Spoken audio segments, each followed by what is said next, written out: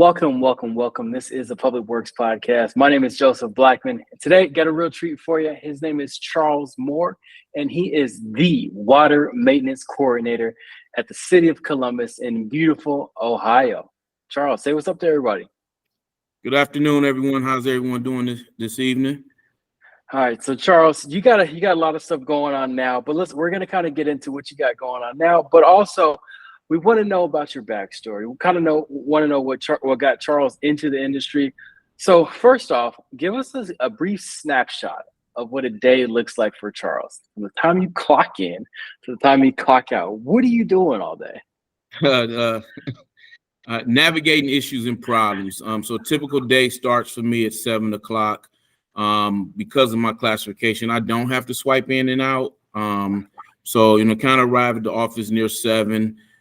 We're dealing with any emergencies that may have come up overnight, planning and scheduling for events of that day. I have 2 managers that I lean on pretty heavily to kind of run the day-to-day, and I kind of get into the budget and making sure we're staffed and getting staff and equipment.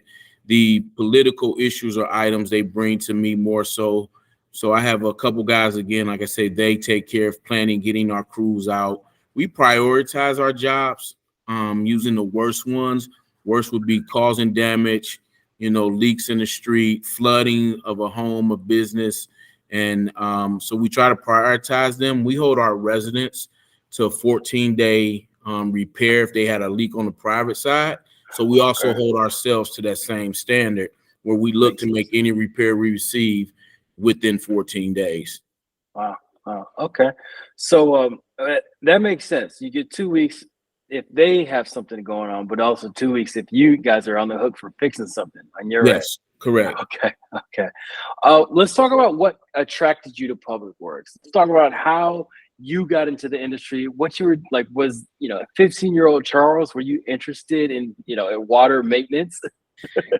So honestly, no. My mom worked for the city of Cleveland, and I had the opportunity to intern. And I interned a summer or 2 and went off to Ohio University.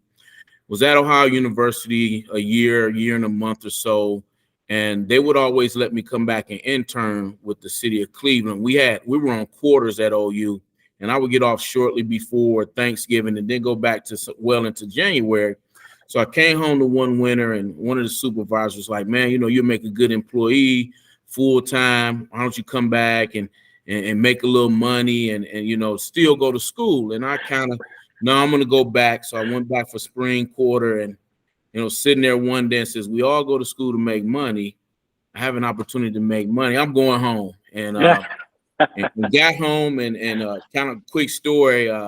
My dad was in the construction field, and he said, "Hey, well, you're not going to go to school. You're going to become a construction worker." And my uncle was at one of the steel mills, and he says, "Listen to your dad. If you want to make some real money, come into the steel mill. Everybody needs steel."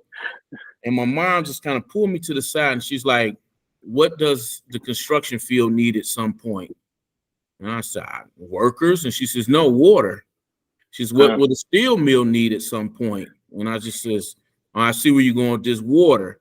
She said, "So if you're going to work, why don't you come into the water field? Because there's always going to be a need for water." And so I was hired on as a water pipe repairman, is what they were called in the city of Cleveland. And that's how I started my career in public utilities. Okay. I like it. You kind of had, I wouldn't say the devil on each shoulder, but you had different, I wouldn't call nobody a devil, but different schools of thought in your ear. And answer this for me. Would you give that same advice that you took to a youngster coming in? Let's say somebody's coming fresh out of high school, they're thinking about college might not be for them. Would you tell them the same thing that the path that you took? Yes, I definitely would. It's allowed me to provide for and take care of my family. If you apply yourself, the sky's the limit. I talk with the younger employees that come in and day out and try to encourage them to apply themselves, seek promotional positions. We're in the process of designing an apprentice program to help attract those high school students who don't want to go into college and get a career. And we have guys that make 6 figures doing this. And so there's earning ability there. I have several licenses that my employers have helped me get. And I tell people you can still do secondary education. I recently did graduate and get an associate's degree, just as a, I went to school, let me finish and at least get a degree, make my mom happy. But wholeheartedly, I think it's an opportunity for those that don't want to go to school. There's many things to do in public utilities, from hands-on maintenance work to engineers to lab people. We test our water frequently. We have painters, we have carpenters. So there's many fields. Maintenance could be your foot in the door. But yeah, that's kind of our message to the generation now, trying to attract workers, is that, hey, this will provide a lifestyle for you that is good, excellent healthcare and benefits, and there's a path forward. Many opportunities. You can change, but still remain a part of the same company or industry. Even if you take a slightly different career path. Sure. And I learned that about public works. It says all the different things that you might like to do, you can do them within public works. Like you can find your lane within it. We talked about how you got into it, but let's talk about how you got good at it. So let's talk skill sets. What would you say is one skill set that helped you be successful at what you do today? Customer service. Okay. And understanding that customer service is both internal and externally. Customer service to your fellow employees, that treat people how you want to be treated. A lot of times our residents are upset to see our trucks in front of their house because they mean they out of water or have some sort of leak. But understand that they're not mad at you. They're mad at the situation. And how you engage people, and even your employees and your coworkers.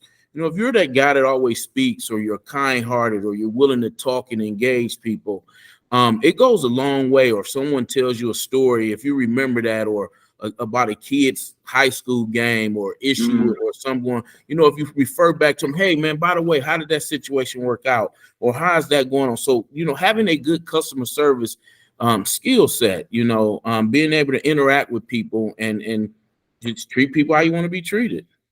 Yeah, when you think customer service, I think of, like, say you go on a Target and they, the person that helps you get you whatever you need going.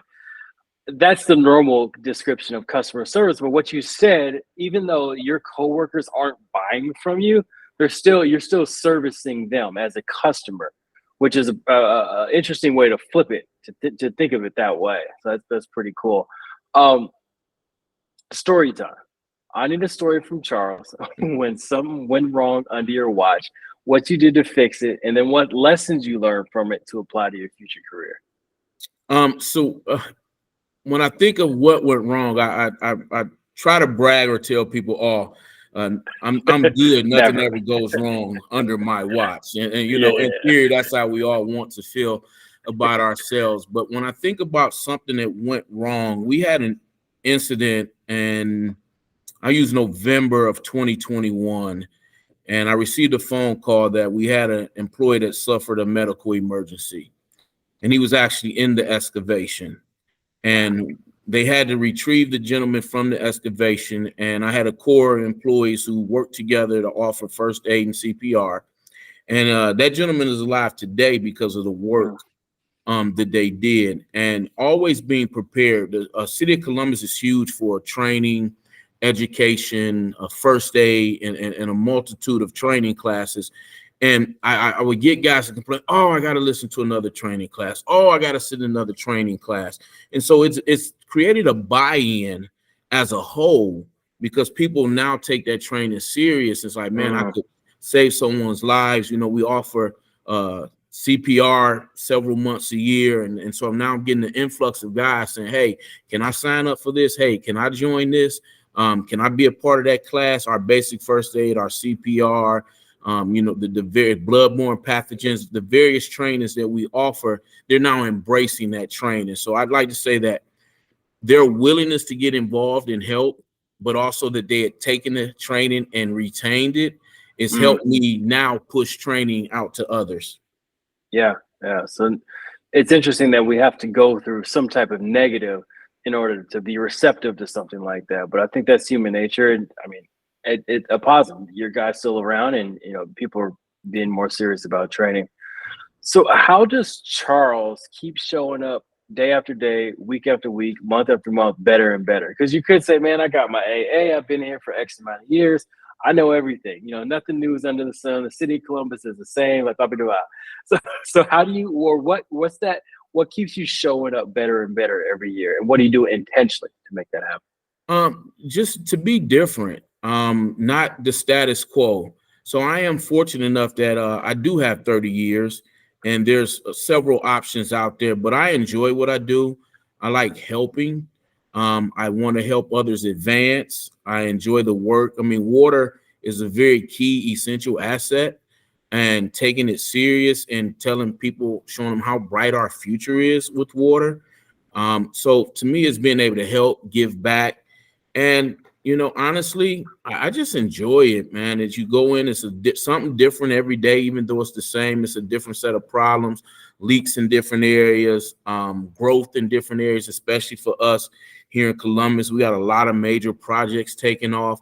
We're in the process of building a 4th water plant to meet the demand. So just being a part of growth, helping encourage others, being able to give back and help. And, the compensation packages is pretty good as well. So, it's easier to get up in the morning. So.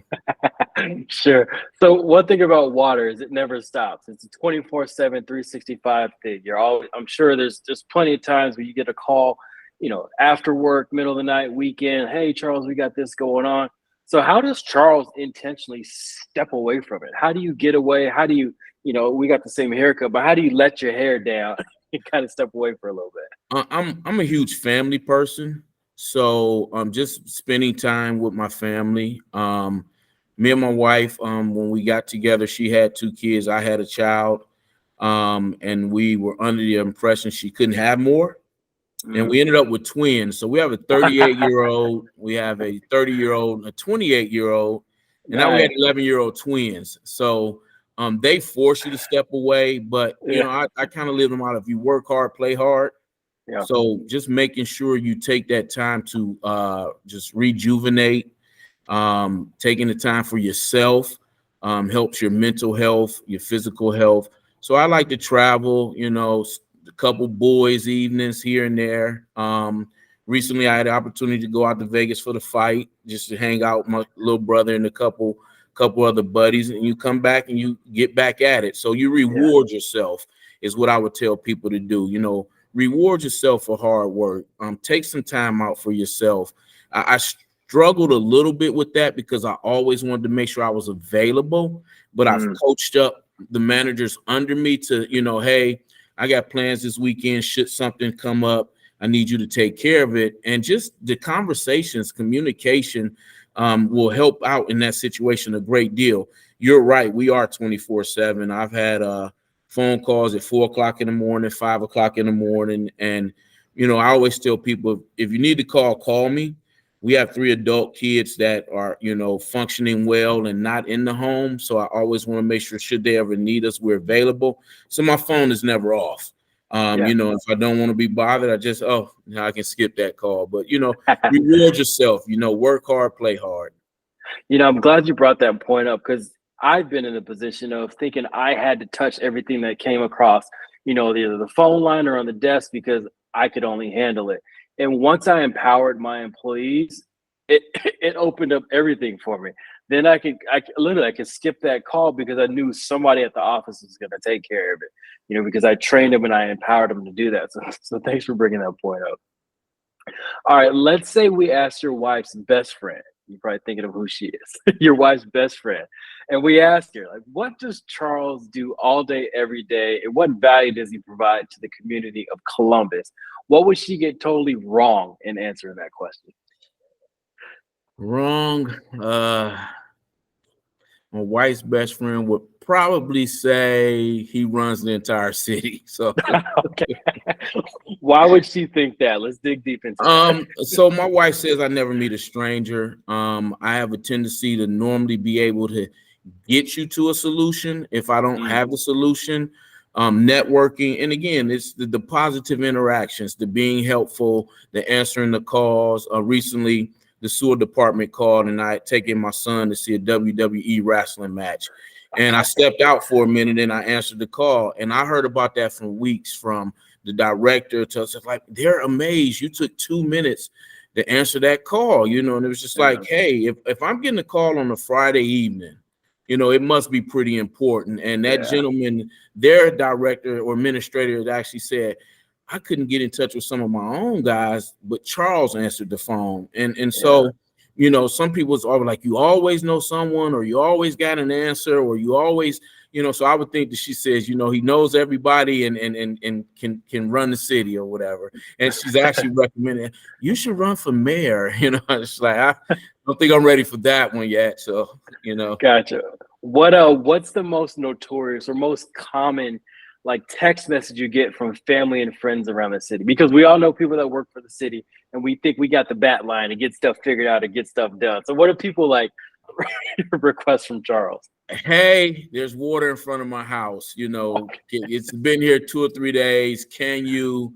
Yeah, you know, and I am over maintenance. You know, we prioritize, and most of the time I can explain to them, hey, we gotta, you know, unless it's causing damage, we have a system here, and they know I'm fair. And you know, I am a person of character. If you do it for one, you need to be able to do it for all. You know, if it's a true emergency, yeah, we'll get there. If not, hey, and I tell people like this, we go to the doctor because we don't understand the problem. And you have to trust and listen to that doctor when you get there. So it's natural for people to see water in front of their house and they're like, oh man, it's the worst thing going, you know, and it's like, hey, I'm Dr. Water, so I'm telling you, it's not that bad. It'll be okay. And just, you know, that confidence to be able to tell people, hey, trust the doctor, trust me. And I get it. I understand. You know, if you pull it up in front of your home and it's, oh, wait, all this water, you know, oh, it's a lake out here. No, it may be a stream, not a lake, you know. So but listening, because if you listen to people, most of the time they'll let you speak after you've listened, and you don't have to go back and forth and let them talk. And after they talk, hey, you know, can I have an opportunity to explain? And you can explain it to them, and they're normally very receptive at that point. Gosh, that's some free game, man. I like that. When you let people get whatever they got to get off their chest, they're receptive. But if you're trying to get in there and go back tit for tat, it's a brick wall. Yep, they're mad at the situation, not you, most of the time. Good point. Good point. All right, let's say Charles is commissioned to put up a billboard, and this billboard is in the most trafficked area of Columbus. What ask of your community in regards to water are you going to put on this billboard? Twofold message for me. One would be drive safely. Okay. You know, we're out in the street. A lot of times there's only a cone and set up protecting my guys from traffic. We've had incidents where guys have been hit by vehicles speeding through a work zone. So one, it would be safe, be aware, drive safely. The other one would be big on conserving water. We are in the Midwest, so it's very fortunate to our source of water is a lot better than other places. Recently, yesterday, I heard a city in the South that they were putting their residents on water restriction. And if your address was certain odd numbers, you will be able to use water these days. If it's even numbers, you can use water. Other days, and even up to a $2,000 fine if you've been found to be using water when you're not supposed to. So even though we have very good source water in Midwest, I still would tell people, be conservative. Be mindful that this is a natural resource that we can't take it for granted. You know, we need to extend it, and you're getting into so many of the PFAS and some of the things coming down the pipe, lead and copper. You know, be mindful of the great assets you have with water and don't waste it. You know, don't cut the sink on and let the water run for 40 seconds just because it's there. You know, brush your teeth, turn the water off. You know, don't cut your water hose on to wash your car and just, you know, back in the day, we would just let the water hose running down the curb and street, you know. So just be mindful of the need for water and the people that don't have the abundance of water that we have here in the Midwest. You know, I was going to ask you for some tactical examples of like how to conserve, but you brought those up. So thanks for doing that. I always like to leave a space on the show for you to thank mentors you had along your journey, and then also offer up a word of inspiration and motivation to your industry water counterparts. So my mom, would be one. She's been nothing but support, love, and motivation. Day one, from what my first thing I can remember, even if you didn't do something well, just that support to continue, that motivation to do better, that support to get up, and just that unconditional love, whether I was first in the race or last in the race, that same unwavering love. So that's been a lot, and it's governed how I conduct myself a lot. And the second will be Jim White. He's the CEO of Performance Consulting Services. And actually, when I told him about this opportunity, he's like, "Oh man, you're going to do great. You're meant for this. You should be doing more of this." And so since I've met him, he's been very encouraging and tried to put me in positions to allow me opportunities to speak and interact. Nice. I'm a big person that I care about our youth and wanting to change the direction that some of our youth are heading. And, he's recently talked about, man, we should write a book. I should get you to do a book. And I can see you narrating this book. So it will be Mr. White and my mom. And to me, is why not you? If you're a person and you're out there, why can't you be that one that's successful? Why not me? Some people be like, how come me? But why not me? Believing in yourself. And if you're willing to go in and work for a job and work hard for a job, be that willing to work that hard for yourself. We get up every day, a lot of us, 40 plus hours a week, and we go give our all for a company. Well, give that all to your dream. Give that all to your aspirations. Be willing to work just as hard for something you want. And it's kind of see it, believe it, achieve it. Visionize it, believe in it, and then go out and achieve it. That's how we learn to walk. You saw it, you believed you could, and you finally got to that point. Yeah. So that would be where I'm at. See it, believe it, achieve it. Why not me? I like it. All right, let's say it's fight night. We got Gervonta Davis for Shakur Stevenson. I'm in Columbus. I'm like, Charles, man, where can we go to watch the fight and get the best burger in Columbus? Where are we going? Oh man, Columbus is a thriving city. So many places we could go. Burger wise, I'm gonna say we're gonna go to Thurman Calf, and you'll get, it's year in and year out the best burger probably in all of Ohio. And man, it's great. Now, I say that to a lot of people, but I live in Pickerington, which is one of the eastern suburbs. So if I'm in my city, if we don't want to go far, I'm gonna say let's go to Hangry City Grill and get a good burger. And there's so many places, having the Ohio State Buckeyes here around campus. There's a number of places we can stop in, get a good crowd, watch Tank Davis win that fight, And so it'll be Thurman Calf if we actually in the city. If near my house, we're gonna go to Hangry City and get Hangry City Grill, watch the tube, watch the fight, enjoy our evening. Good times. Good stuff, man. All right, Charles. Thanks for hopping on the show. Thanks for sharing your wealth of information and knowledge with us. To all the listeners out there, make sure you share this with somebody who you think needs to hear it. Charles, any final words before we get out of here? See it, believe it, achieve it. I want to thank you for this opportunity. Sure. I want to speak to our youth to say there's opportunities out here. Public utilities can and will plan a path forward for you. There's a lot of opportunities, a lot of neighboring cities, water plant operators, maintenance workers. I mean, there's a great need for utility workers, so take advantage of this growing time, secure a good future, wonderful benefits, and opportunity to grow. And that would be it. Just, hey, go out and have fun, enjoy yourself, and enjoy life, because before you know it, it's over. Gotcha. Thank you, Charles. This has been the Public Works Podcast, and thank you all for tuning in.